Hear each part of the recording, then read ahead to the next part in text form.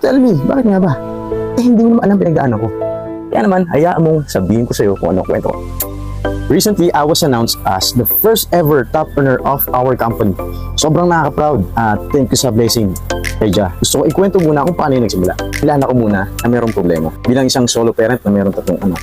Malaki yung mga anak natin, lumalaki din yung gastos. At although meron naman akong trabaho, kahit bali-baligta rin natin, hindi pa rin sasapat para sumuporta sa pangailangan ng pamilya.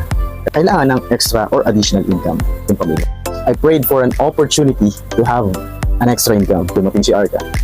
Ang maganda rito, lahat ng mga pwede mong tanong doon sa business ay sasagutin through presentation and trainings. At dito ko nakita yung ganda, yung sistema na meron yung business na to. At hindi naging madali naman yung mga pinagdaanan natin. Pero sabi nga ng mentor namin, ay kailangan na gumawa ka ng time. Gusto mo, pabago yung isang bagay. Yung mga sinasabi ko, nandun din sa mga trainings. Inatinan ko at sinabuhay ko, in-apply ko. Natuto ko na magbenta, natuto ko na kumausap ng tao, natuto ko na ma-reject ng tao.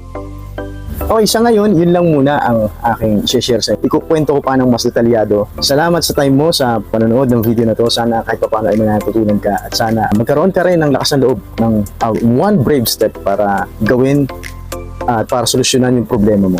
Ayun lang, no? This is Sunny at sana ay magkita pa tayo sa mga susunod na videos natin.